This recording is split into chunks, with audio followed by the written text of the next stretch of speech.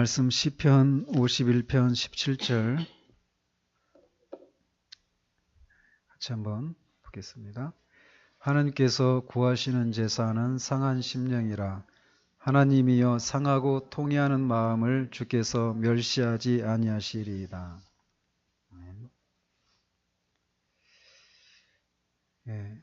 지난주에는 상한 심령이 절대적으로 필요한 이유 9가지 중에서 먼저 5가지를 우리가 살폈습니다.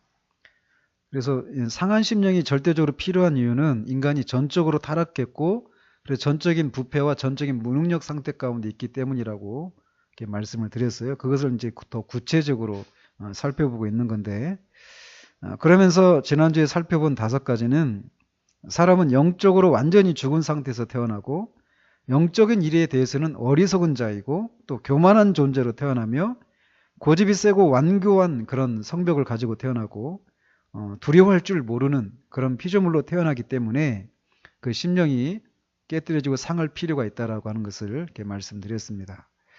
오늘은 추가적으로 나머지 4가지 사실을 살펴보도록 합니다. 거듭 말씀드리지만 타락한 인간의 상태, 즉 우리 자신도 여기 다 해당되죠. 타락한 인간의 상태에 대해서 알면 알수록 우리는 더욱 절망하게 됩니다. 그렇지 않아요? 그러니까 인간이라고 하는 존재가 얼마나 소망이 없는가, 타락한 인간의 상태가. 그래서 더욱더 이 사실을 알면 알수록 더 절망을 하게 돼요. 그래서 자기 절망의 정도는 우리가 하나님 앞에서 어떤 사람인지를 아는 정도에 비례합니다.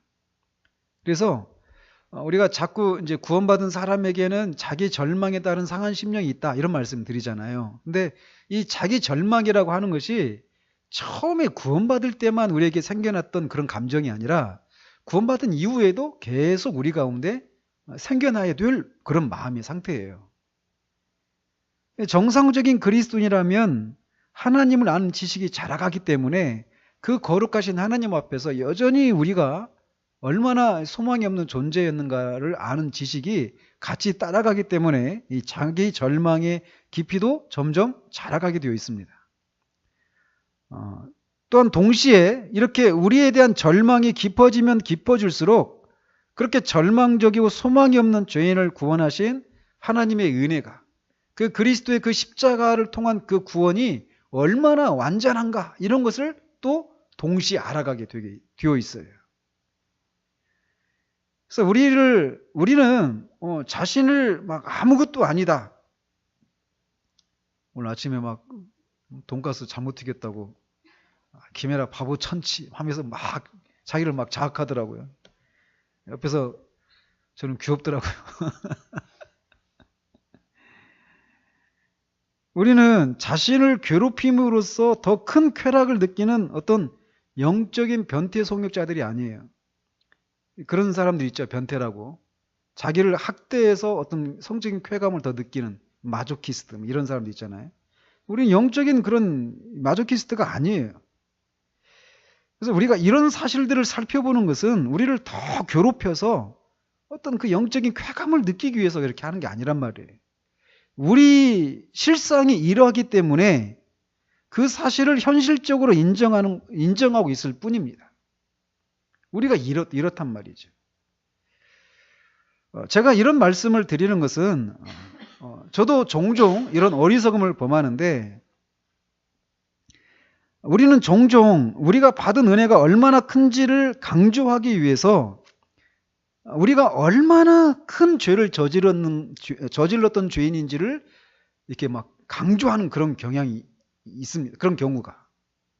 그래서 내가 이렇게 절망적인 죄인이었는데 그런 나를 하나님이 구원해 주셨다, 그렇게 해서 구원의 은혜를 막 더 크게 강조하기 위해서 마치 서로가 막 그 은혜를 얘기하다가 내가 너보다 얼마나 큰 죄를 저지른 사람인지 알아 하면서 죄의 크기를 가지고 막 배틀을 하는 이런 게 있어요.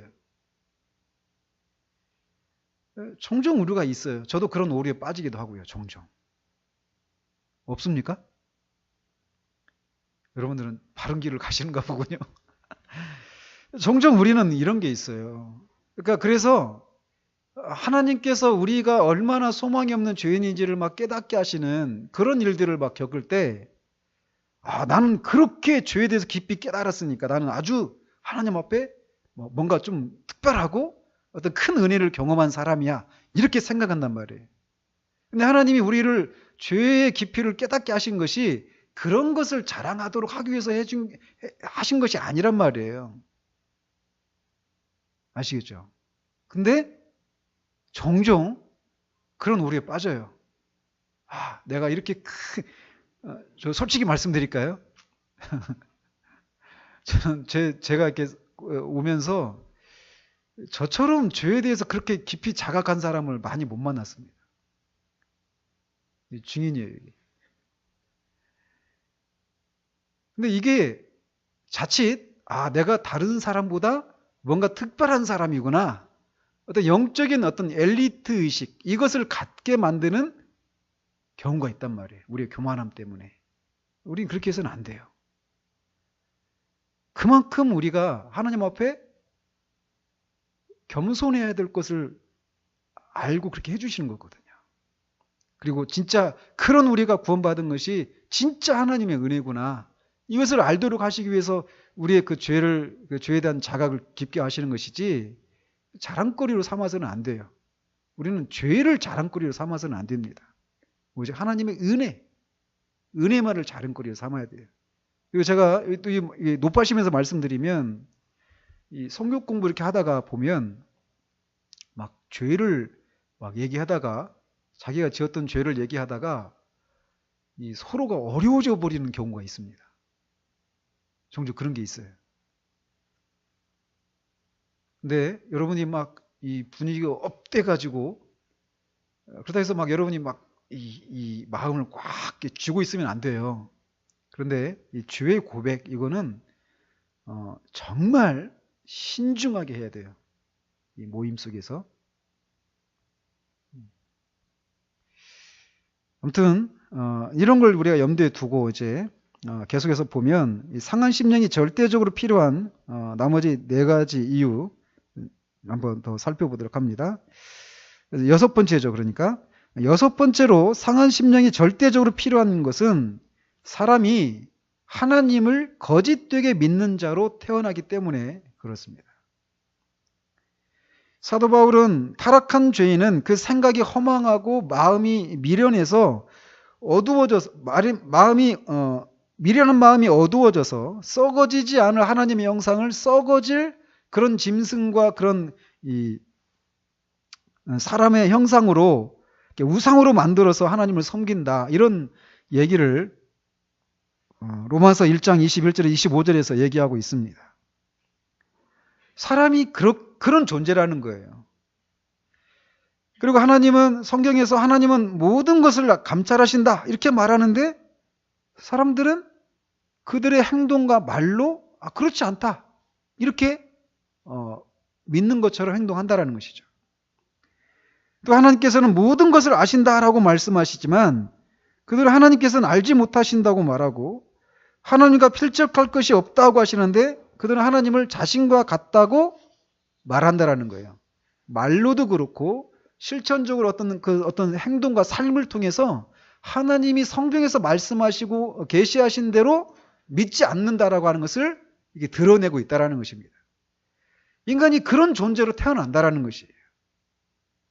하나님에 관해서 이렇게 정반대로 믿는 존재로 태어나게 되었다라는 겁니다. 거짓의 아비인 그 사단의 그 거짓말에 속아 넘어갔잖아요. 첫 우리 조상이. 그 이후로 그 이후에 태어난 모든 인간이 그렇게 우리의 첫 조상을 하나님을 인색하고 인간의 자유를 제한하는, 행복을 제한하는 그런 분으로 이렇게 믿게 만들었던 것처럼 이 사단의 거짓말을 믿는 상태로 태어나게 된다는 거예요. 그래서 하나님에 대해서 이렇게 거짓되게 믿을 뿐만 아니라 하나님을 믿지 못하기 때문에 하나님이 말씀하신 그 말씀과 그 약속하신 것에 대해서도 믿지를 못하는 거예요. 그래서 하나님을 그렇게 내 아들을 믿는 자마다 내가 죄 용서를 해주시고 용서를 해주고 영생을 선물로 주겠다. 아무것도 필요 없다. 다만 너희들이 스스로 내 죄를 지어서 내 앞에 죄를 지어서 내가 정말 너희들이 심판을 받아 마땅하고 그 심판에서 벗어날 수 없고 그것을 내 아들에게 다 내가 지어줬기 때문에 그 아들을 믿기만 하면 너희들이 죄를 한 번도 안 지은 것처럼 율법을 다 지킨 것처럼 여겨줘서 너희들에게 생명을 주겠다. 내가 누리는 이 생명을 주겠다.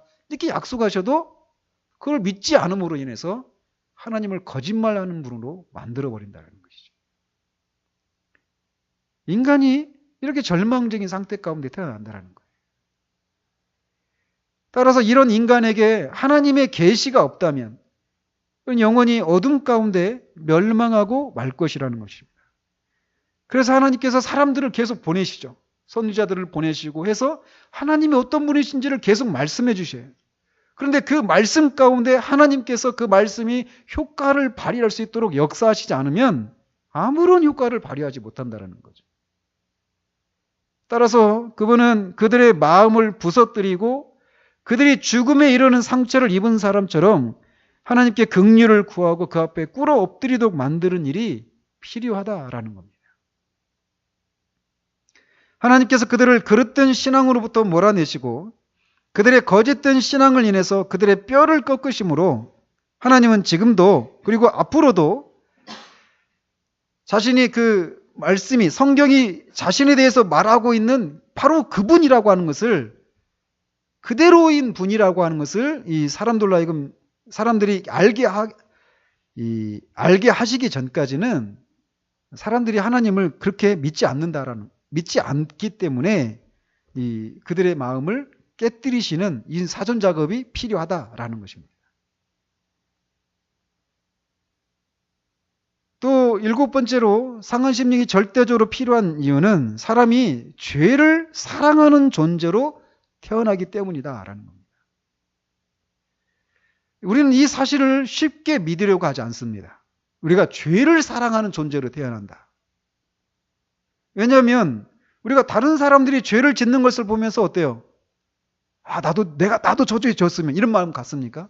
그러니까 믿지 않는 사람이라도 누군가가 죄를 짓는 걸 보면서 내가 먼저 죄를 지으려고 했는데 내 선수를 놓쳤네? 저 사람이 선수 쳤네? 이렇게 정상적인 사람은 그런 생각 안 해요. 그죠? 그러니까 다른 사람이 죄를 짓는 것을 보면서 그 죄를 막 미워합니다. 그죠? 그리고 막 분노가 일어난단 말이에요. 그렇기 때문에 자신이 죄를 사랑하는 존재로 태어난다? 이걸 잘 믿지를 못해요. 그리고 이 죄책감을 가졌을 때, 죄책감을 느낄 때 우리가 죄를 막 이렇게 안 지으려고 하잖아요. 그죠? 근데 죄를 짓지 않으려고 하는 이런 모습을 우리가 갖고 있기 때문에 내가 어떻게 죄를 사랑하는 존재로 태어나는가 이렇게 생각하기 쉽습니다. 그런데 성경이 말하는 것은 사람이라고 하는 존재가 죄의 즐거움에 매료되어 있고 매혹되어서 푹 빠져 있다고 말을 하고 있어요. 옛날에 그 올리버 스톤이라고 하는 감독이 있는데 살인 본능이라고 하는 영화가 있었습니다. 그 영화의 큰 줄거리가 뭐냐면 어떤 그 르포 기자가 이제 그 살인자하고 이제 동행을 하는 거예요. 그래서 살인자의 이 심리를 밀착 취재하면서 이제 겪는 그런 건데 이 사람은 기자였단 말이에요, 기자.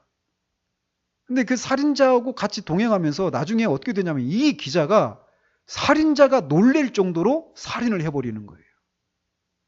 그래서 인간 안에 그 살인자를 능가하는 살인 본능이 있다. 이걸 이제 고발한 것이죠. 약간의 어떤 냉소적인 인간에 대한 냉소를 가지고 이런 영화를 만들었던 것 같아요. 근데 그 영화에서만 인간의 본성이 죄를 저지르는 성향을 가지고 있다고 말하는 것이 아니라는 거예요.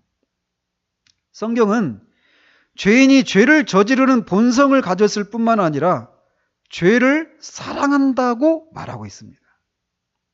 즉 죄를 막 더 저지르고 싶지 않은데 어쩔 수 없이 죄를 저지르는 것이라고 말하지 않고 죄를 사랑하기 때문에 죄를 죄를 저지를 수밖에 없는 상태가 인간의 상태라고 얘기하는 거예요. 이게 믿어지십니까? 그게 인간이에요, 이게. 그래서 인간의 상태를 타락하기 전에 아담의 상태는 죄를 지을 수도 있고 짓지 않을 수도 있는 상태. 이렇게 말하는데 타락 이후에는 뭐라고 말해요? 죄를 지을 수밖에 없는 상태. 타락한 인간의 상태가 그래요. 근데 죄를 지을 수밖에 없는 이유가 밖에서 죄의 권세가 나를 윽박질러서 죄를 짓도록 강요하기 때문에 어쩔 수 없이 울며 겨자 먹기로 죄를 짓는 것이 아니라 우리의 본성이 죄를 사랑하는 존재이기 때문에 죄를 저지른다라는 거예요. 그러니 거듭 말씀드리지만 우리의 본성이 이렇기 때문에 이 본성을 무엇으로 바꿀 수 있냐고요. 성경에서는 여러 가지 표현을 하잖아요. 표범이 그 얼룩을 없앨 수 있느냐? 구스인이 그 피부를 하얗게 할 수 있느냐? 할 수 없다라는 거예요. 어떤 세제와 어떤 노력으로도 할 수가 없다라는 겁니다. 그런 것처럼 우리 인간의 본성이 그렇게 부패하고 썩어 있다라는 거예요. 그러니 우리에게서 무슨 구원의 소망이 있겠냐고요. 아무 소망이 없습니다. 인간은 철저하게 부패해 있는 존재예요. 이것이 인간이 타고난 기질이라고 말을 합니다. 그래서 죄가 인간의 영혼의 기능, 즉 생각하고 말하고 행동하는 이 모든 능력에 죄가 섞여 있다라는 거예요. 그래서 우리의 생각 속에도 죄가 들어있고 감정 속에, 의지 속에 우리의 전 존재에 죄가 다 영향을 미치고 있다라는 겁니다.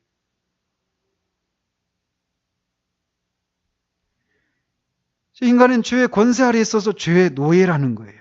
마귀의 뜻을 쫓아 죄의 즐거움의 노예가 되었다라고 성경이 말하고 있습니다. 사람은 자신이 좋아하고 사랑하는 것을 하기 마련입니다. 인간은 그렇게 만들어졌어요. 따라서 사랑하는 감정을 버리도록 만드는 것은 쉬운 일이 아니에요. 남녀 간에도 사랑하는데 그 감정을 한번 끊어보려고 해보십시오. 우리 사랑하게 내버려 두세요 그러잖아요. 세월 이야기 아니에요. 이 감정이라고 하는 것이 그 사랑하는 감정을 끊어버린다고 해서 이게 시간이 지나면 해결되는 이런 문제가 아니라는 겁니다. 영구한 세월이 흐른다고 해도 죄를 사랑하는 인간의 본성은 결코 변화되지 못한다는 겁니다. 그가 아무리 교양이 있고 많이 배운 사람이라고 하더라도 이것에서 자유로운 사람은 아무도 없습니다. 그 아무리 천진난만한 어린아이라 해도 그렇다라는 거예요. 모든 인간이 이렇게 죄를 사랑하는 상태로 태어납니다. 이것을 언제 잘 알 수 있느냐면 우리가 이렇게 죄를 사랑하는 존재로 태어난다라는 것을 언제 또 잘 알 수 있게 되느냐면 설교를 통해서 자신들의 죄악이 드러나기 시작할 때 그것을 감추고 보존하기 위해서 행하는 모습들을 보면 잘 알 수 있다고 본연이 얘기해요. 설교를 통해서 자신의 죄악이 들추어지기 시작하고 자신의 양심이 막 작동하면서 이렇게 가책을 느끼기 시작하면 그것을 그 죄를 지적하고 그 죄를 버려야 된다 이런 소리를 설교를 통해서 양심이 작동해서 막 그런 소리가 들리기 시작하면 사람이 기다렸다는 듯이 아이 왜 목사님 이제야 그것을 말씀하세요. 진작 좀 말씀하시지 하면서 그 죄를 곧장 버리는 것이 아니에요. 할 수만 있으면 자신의 형편에 마주하지 않으려고 이렇게 저렇게 피하려고 하고 갖은 변명과 합리화로 자신의 죄를 정당화시키려고 합니다. 자신의 양심을 억누르기 위해서 갖가지 교묘한 방법을 찾아내요. 인간이라고 하는 존재가 이렇게 자기 죄를 숨기고 보존하고 합리화시키고 하는 데 있어서 얼마나 천재적인 능력을 갖고 있는지 모릅니다. 사람마다 다양한 방법으로 이 죄를 직면하지 않으려고 해요. 양심의 가책을 무마시키려고 이거를 피해보려고 하는 시도를 가진 방법을 동원해서 한다라는 것입니다. 지난주에도 말씀드린 대로 하나님을 없애려고 시도를 하기도 하고 자신을 괴롭히는 설교자들을 반박하기도 하고 자신을 옹호하는 설교자를 가까이 하려고 시도합니다. 성경과 교회 역사는 언제나 이런 설교자들, 즉 자신의 그 상태를, 죄 문제를 심상히 그냥 다루는 그런 사람들에게 언제나 인기를 얻어왔습니다. 교회 안에 있는 누구의 마음도 상하게 하지 않는 교묘한 방식으로 설교를 하는 사람들. 그런 사람들이 언제나 사람들에게 인기를 얻었어요. 그런데 성경은 이런 사람들을 거짓 선지자라고 말합니다.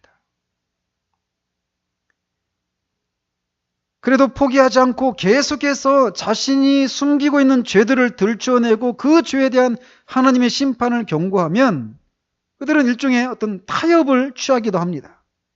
즉 속으로는 여전히 그 죄를 사랑하고 그 죄에서 떠나지 않으면서도 잠시 동안 말로 이제 목사님 시작한 대로 내가 이제 죄된 삶에서 떠나서 이 삶을 고치겠으나 이렇게 약속한다라는 거예요. 그러나 진정으로 죄에서 돌이킨 것이 아니라는 것이죠.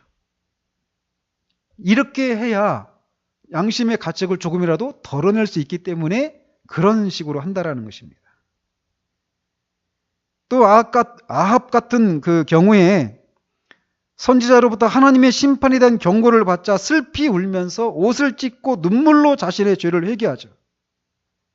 그 진실한 회개가 아니거든요. 그런데도 하나님은 그런 악한 사람의 회개의 눈물에도 마음이 동하셔서 그를 용서해 주셔요. 그런데 그가 진짜 그 이후로 하나님이 원하시는 삶을 쭉 살았나요? 아니란 말이에요. 그는 곧 개가 토했던 곳으로 돌아가듯 자신의 악한 길을 계속 행했습니다. 이런 회개를 율법적인 회개라고 그래요. 심판에 대한 두려움 때문에 하는 회개. 그리고 그것이 그 심판에 대한 두려움이 사라지면 곧장 또다시 옛날로 돌아가 버리는 회개. 일시적인 회개이고 율법적인 회개예요. 이건 복음적인 회개가 아닙니다. 얼마나 많은 사람들이 이 부분에 속고 있는지 모릅니다. 저 자신도 그랬거든요.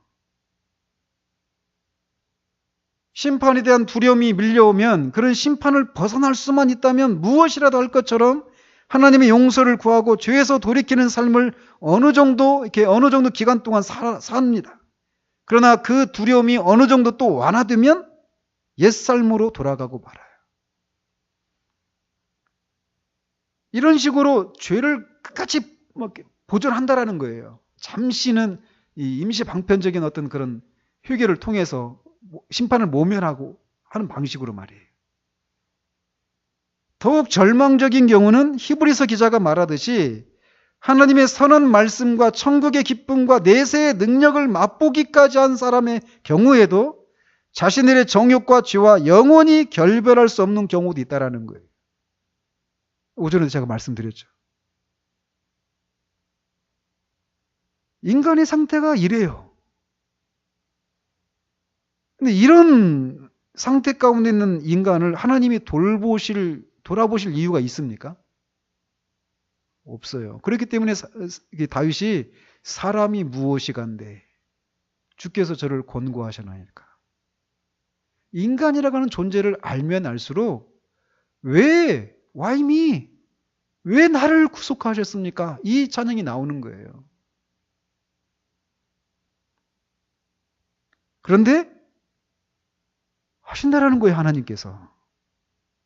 그래서 우리가 여기 있는 거예요. 얼마나 하나님 한번 돌아보세요, 우리 삶을. 하나님이 우리 안에 있는 그 죄들을 계속 이런저런 방식으로 막 깨닫게 하시고 우리를 계속 몰아가고 가실 때 얼마나 교묘한 방식으로 피해왔는지.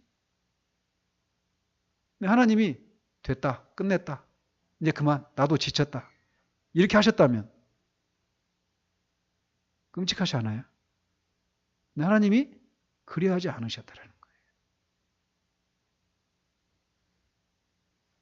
사람이라고 하는 존재가 이렇게 죄를 사랑하는 상태로 태어나는 죄인이기 때문에 죄인이 그 죄에서 돌이켜서 죄를 사랑하지 않는 상태로 스스로 만들 수가 없어요. 그렇기 때문에 죄를 사랑하는 마음에 상처를 입히고 부서뜨리고 무기력하게 만들어서 죄가 마치 역병이나 담즙처럼 쓴 것처럼 여기게 만드는 그런 방법 말고는 길이 없다라는 것이에요. 그래서 죄를 사랑하는 깊이가 깊으면 깊을수록 죄가 그렇게 쓰디쓴 것으로 느껴질 수 있도록 엄청나게 쓰라린 방법을 동원하지 않으면 안 된다라는 것이에요. 그러니까 얼마나 악하면 저는 그런 생각 해봐요. 왜 급격한 방식으로 회심하는 사람들 있잖아요. 저도 그런 경우거든요. 근데 대부분 그런 사람들을 보면요. 막, 아유, 어떻게 그렇게까지 죄를 인식했는데 그때까지 어떻게 버텼어? 이렇게 말할 수 있을 정도로 깊은 이 죄에 대한 인식이 있어요. 계속 그것 때문에 고통을 받는 게 있거든요. 그러니까 그만큼 죄를 사랑하는 깊이가 깊기 때문에 그만큼 더 악한 죄인이기 때문에 더 강력한 방식으로 죄의 쓴맛을 보게 하시는 것이라는 거죠. 그러니까 자랑할 게 없어요. 처음에 말씀드린 것처럼 내가 얼마나 죄를 많이 지었는지 알아? 하면서 자랑할 게 아니라는 거예요. 오히려 부끄러운 것이죠. 그래서 이 번연이 그 책에서 그런 얘기 하잖아요. 담배 꽁치 그 위에 담배집 그 상단 거기를 입에 넣고 막 좋아하는 소녀가 있었대요.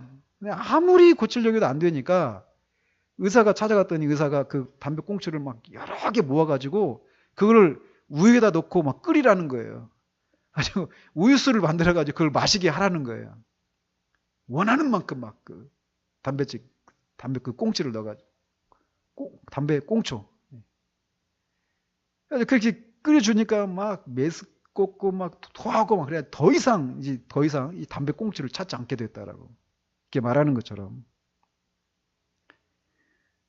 그래서 만약 하나님께서 자신의 죄를 버릴 것을 계속해서 권고하고 있는데도 버리지 않는다라면 하나님께서는 이렇게 자신의 여러 죄악들로 우유수를 만들어서 억지로 먹이게 될 것이라고 경고해요. 그러나 이것도 하나님께서 그를 사랑하실 경우에 그렇게 하시는 것이지 사랑하지 않는다면 그냥 내버려 두실 거라는 거죠. 마치 이스라엘 백성이 광야에서 고기를 먹고 싶어서 원망할 때 그들의 코에서 고기 냄새가 나서 싫어할 정도로 먹이시는 것을 통해서 그들을 심판하셨던 것처럼 죄를 계속해서 버릴 것을 권고하시는데 그걸 버리지 않으면 여러 가지 죄를 막 몽땅 끌어와서 그걸로 그를 죄의 쓴맛을 보게 하신다라는 거예요. 그런데 그것도 하나님이 사랑하시는 경우에 그렇게 하신다라는 거예요. 죄를 짓고 있는데도 하나님이 그냥 내버려 두시는 것은 얼마나 큰 두려움입니까? 그렇기 때문에 사람은 이렇게 죄를 사랑하는 존재로 태어나기 때문에 하나님께서 그들의 심령을 깨뜨리시는 일이 절대적으로 필요하다라는 것입니다. 또 여덟 번째로 사람은 본래 광포한 존재로 태어나기 때문에 이 상한 심령이 상하게 되는 일이 절대적으로 필요하다라고 얘기합니다. 사람의 본성이 광포하다라고 하는 것을 성경은 종종 들나귀에 비유합니다. 욥은 허망한 사람은 지각이 없나니 그의 출생함이 들나귀 새끼 같으니라 이렇게 얘기를 해요. 성경에 보면 사도 바울이 갈라디아서 4장에서 아브라함의 아들 이삭과 이스마엘을 이삭은 회심한 사람, 이스마엘은 회심하지 않은 그냥 자연인, 거듭나지 않은 육적인 인간 이것으로 이렇게 비유합니다. 그런데 이 이스마엘을 가리켜서 그러니까 육적인 사람, 본성적인 사람, 자연인, 거듭나지 못한 사람 이 사람의 전형이 이스마엘인데 그 이스마엘을 향해서 이렇게 말을 해요. 그가 사람 중에 들나귀같이 될 것이다. 이렇게 얘기합니다. 즉 이스마엘은 광포하고 하나님을 떠나 있는 모든 육적인 사람의 상징으로 묘사하면서 광포한 마음의 상태를 들나귀에 비유하고 있다는 거예요. 또 누가복음 15장에 나오는 그 탕자의 비유에서 그 탕자가 자신의 비참함을 깨닫고 아버지 집에 있는 그 풍성함을 깨달은 후에 이에 그가 스스로 돌이켜 아버지 집으로 향했다고 하잖아요. 근데 이에 스스로 돌이켜 이렇게 번역되어 있는데 우리말 성경에는 킹 제임스 버전에 보면 이 말이 그가 그 자신에게 돌아올 때 이렇게 되어 있어요. 다른 말로 하면 그가 제정신을 차릴 때 이렇게 되어 있다는 거예요.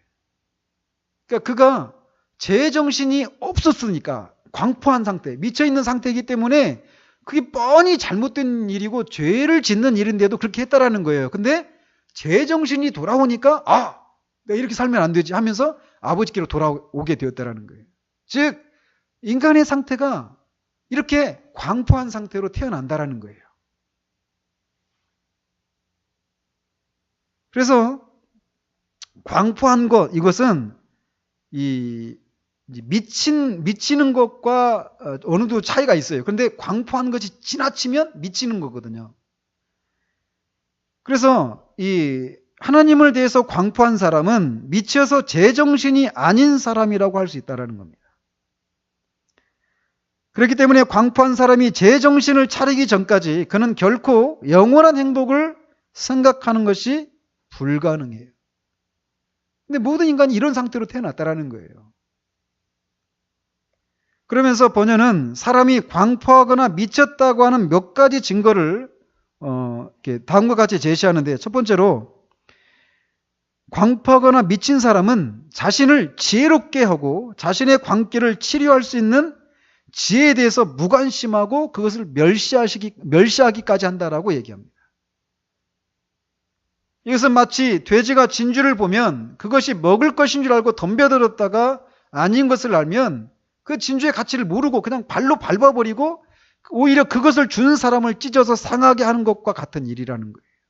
그래서 종종 주님은 때로는 어떤 사람에게는 복음을 전하지 말라고까지 얘기하시는 거예요.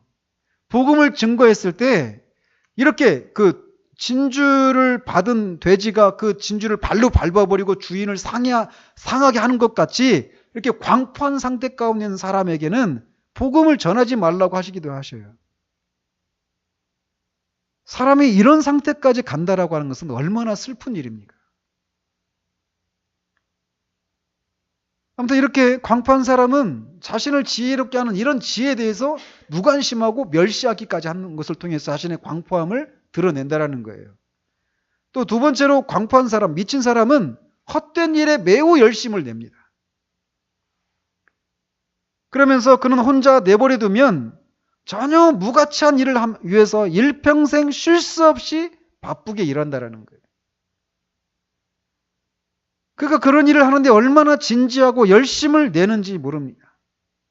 그러나 그것은 전도서 기자가 말하듯이 바람을 잡으려는 수고에 불과하다라고 말을 해요. 바람을 잡을 수 있죠, 잠시 손으로. 그러나 벌써 사라지는 거예요. 그에게 남는 것은 평생을 어리석은 곳에 그의 모든 인생을 허비한 것밖에 없게 된다는 것입니다. 그런 인생은 얼마나 허망한 인생입니까? 열심을 내서 진지하게 그렇게 살았단 말이에요. 지금 거듭나지 못한 육에 속한 사람들이 하고 있는 일이 그런 거예요. 우리도 다 그랬잖아요. 다 자식을 위해서, 가정을 위해서, 부모를 위해서, 내 자신을 위해서 열심을 냈죠. 우리 삶을 살았단 말이에요. 그런데 그게 다 헛된 일이라는 것이에요.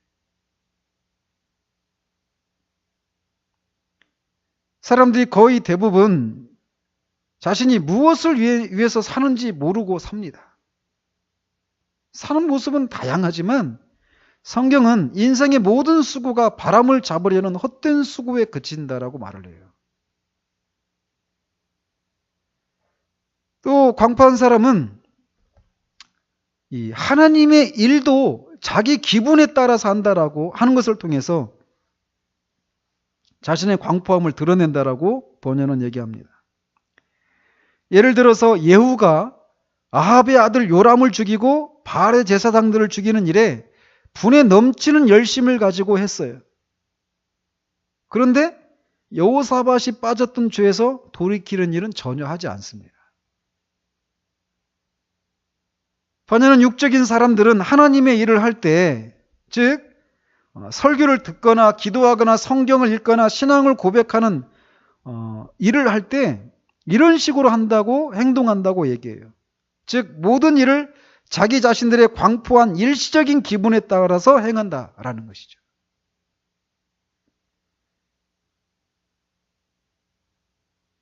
근데 사실 우리도 종종 이런 경우가 있어요.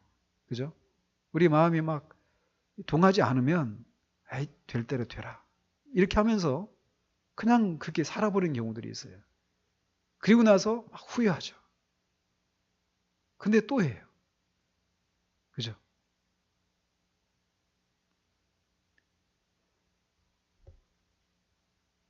네 번째로 광란적인 더러운 것으로 자신을 뽐내는 것을 통해서 자신의 광포함을 드러낸다라고 얘기합니다.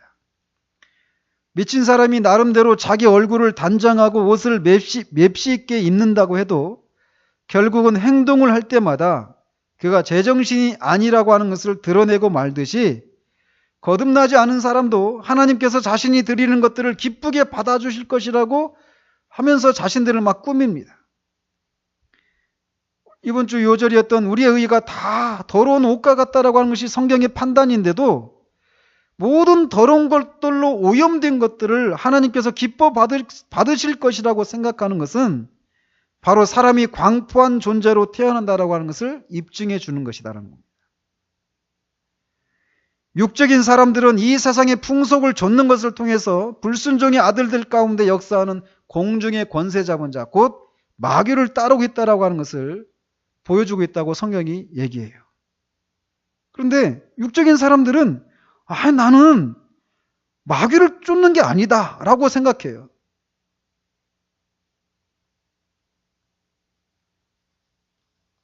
따라서 이렇게 광포한 상태에 있는 사람들을 제정신으로 돌아오게 하는 방법은 그들이 스스로 제정신을 차릴 때까지 가만히 내버려두거나 좋은 말로 타일러서 되는 것이 아니다라는 거예요. 하나님은 이런 상태에 있는 사람들을 각종 수고로 그들의 마음을 낮추시고 지속적인 고통으로 그들이 결국 하나님 앞에 엎드려서 하나님의 긍휼을 구할 수밖에 없는 상태까지 몰아가십니다. 이에 대해서 시편 107편이 미친 마음을 품은 사람을 하나님께서 어떻게 길들여서 제정신을 차리게 하시는지를 잘 보여주고 있어요. 시편 107편 10절에서 14절 한번 보시면 사람이 흑암과 사망의 그늘에 앉으며 곤고와 쇠사슬에 매임은 하나님의 말씀을 거역하며 지존자의 뜻을 멸시함이라. 하나님의 그 말씀을 거역하고 하나님의 뜻을 막 멸시하는 사람을 하나님께서 흑암과 사망의 그늘에 앉아 있는 것처럼 고통을 겪게 하신다라는 거예요. 권고와 쇠사슬에 매여 있는 것처럼. 그래서 그들에게 고통을 주어서 그들의 마음을 겸손하게 하신다라는 거예요. 그래서 그들이 엎드려져도 돕는 자가 없게 할 때까지 그렇게 하신다라는 겁니다. 그렇게 되면 그제서야 이제 이에 그들이 그 환난 중에 여호와께 부르짖음에 그들의 고통에서 구원하시되 흑암과 사망의 그늘에서 인도하여 내시고 그들의 얽어맨 줄을 끊으셨도다. 이와 같이 하나님께서는 광포한 사람들을 길들이시고 정신 나간 탕자들을 제정신으로 돌아오도록 하시고 그렇게 해서 자비를 구하며 자신에게 돌아오도록 만드신다라는 거예요. 사람이 이렇게 광포한 상태에 태어난다라는 겁니다. 그래서 심령을 상하게 하시는 거예요. 마지막 9번째로 사람은 하나님 나라의 일을 혐오하는 존재로 태어나기 때문에 이 심령이 상하게 되는 일이 절대적으로 필요하다라고 얘기합니다. 회심하지 않은 사람은 하나님 나라의 일을 좋아하지 않을 뿐만 아니라 혐오하기까지 한다라고 하는 것이 성경의 고발입니다. 회심하지 않은 사람들은 악을 선하다 하며 선을 악하다 하고 흑암으로 광명을 삼고 광명으로 흑암을 삼고 쓴 것으로 단 것을 삼고 단 것으로 쓴 것을 삼는다라고 이사야 선지자를 통해서 얘기하고 있어요. 특별히 그 뒤에 보면 쓴 것을 단 것으로 단 것을 쓴 것으로 삼는다라고 하는 이 부분에서 회심하지 않은 사람들이 하나님의 일을 혐오하고 있다는 사실을 고발하고 있습니다. 아무리 좋은 고약이라고 해도 상처가 나지 않은 사람에게는 그것은 아무 소용이 없어요. 그 아무리 좋은 고약도 상처가 나지 않은 사람에게는 고약한 냄새만 풍기는 것에 불과해요. 그러나 종기를 앓고 있는 사람에게 고약은 결코 고약한 것이 아닙니다.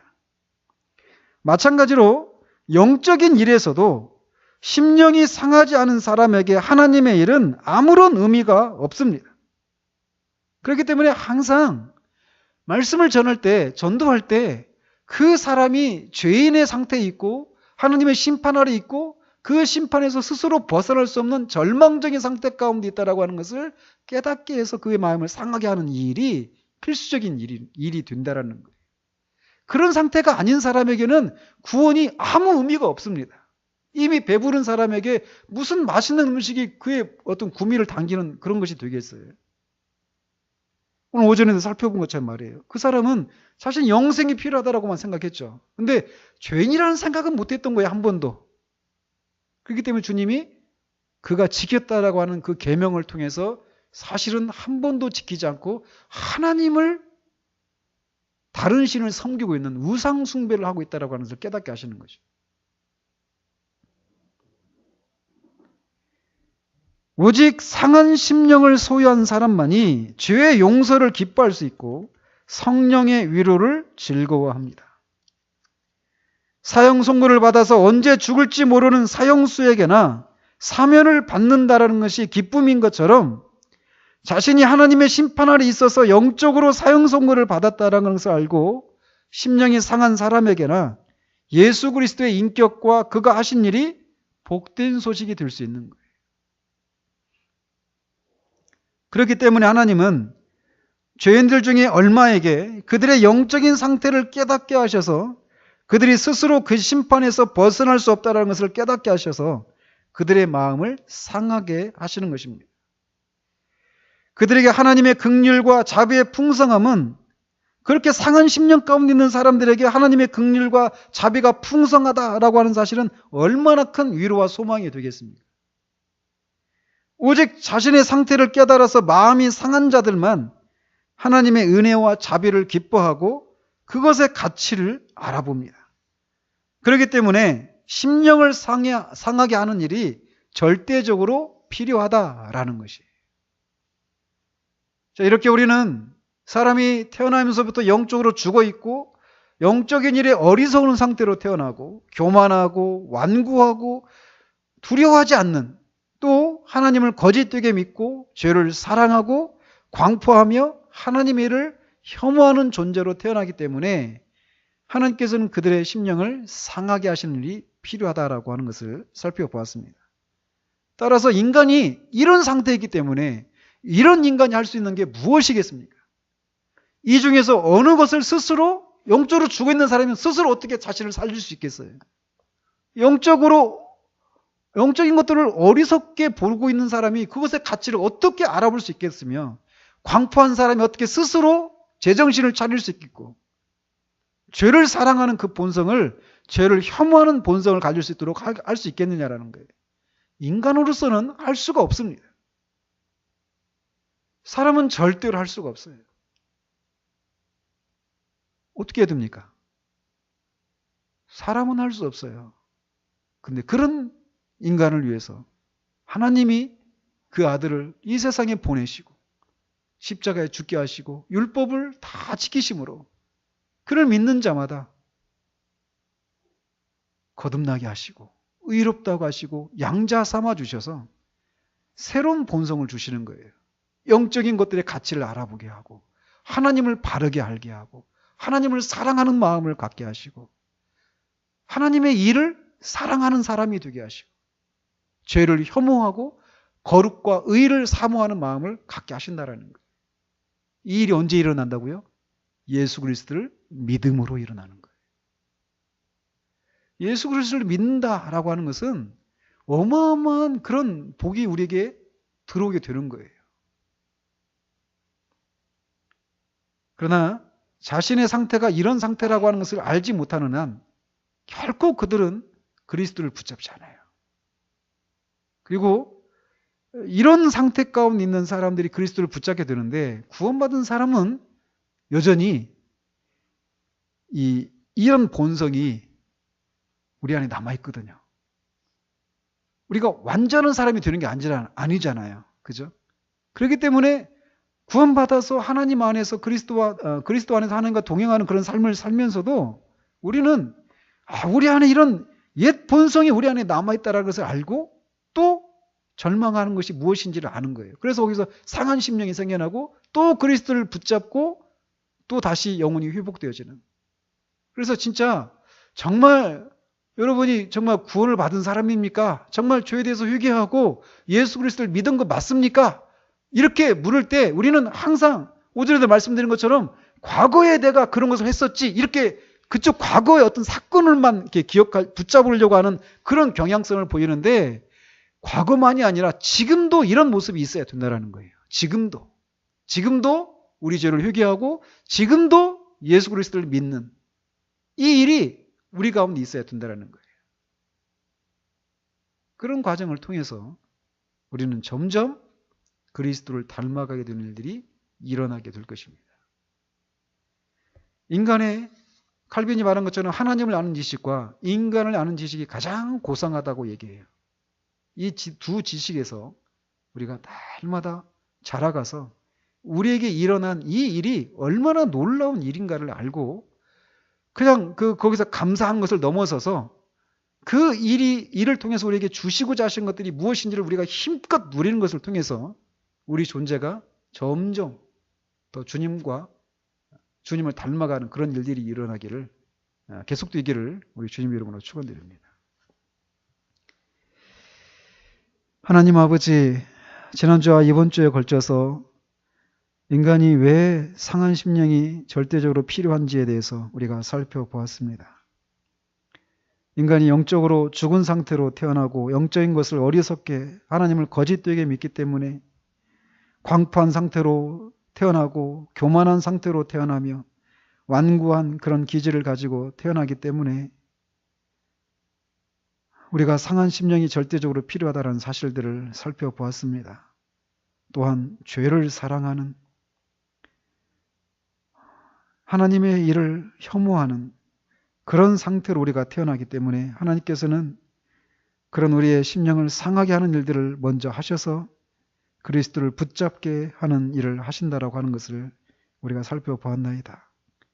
하나님 아버지, 정말 우리가 얼마나 절망적인 그런 상태 가운데 있었던 사람들인지를 알고 그런 우리를 건져주신, 구원해주신 하나님의 은혜와 사랑을 우리가 늘 찬양하고 감사하는 그런 사람들이 되게 하시고, 우리가 그저 그런 상태에서 벗어나서 그냥 제로 상태에 있는 것이 아니라 그리스도를 닮아가도록 하는 데까지 우리를 이끌어 가시기 위해서 이렇게 구원해 주셨다는 사실들을 생각하면서 우리가 처음 구원받을 때 회개와 그리스도를 믿음이라고 하는 요소가 그때만 필요한 것이 아니라 이후에도 계속해서 상한 심령을 유지하고 그 회개와 그리스도를 믿는 믿음이 우리의 삶 가운데서 지속되어야 된다는 사실들을 우리가 잊지 않도록 주님 도우시옵소서.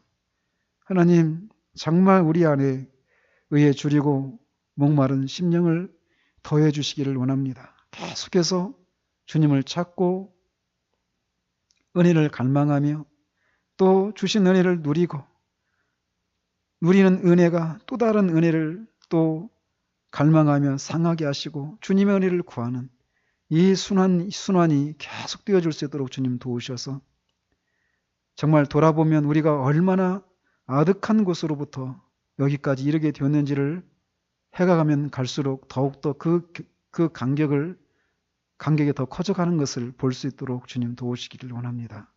예수 그리스도 이름으로 기도합니다. 아멘.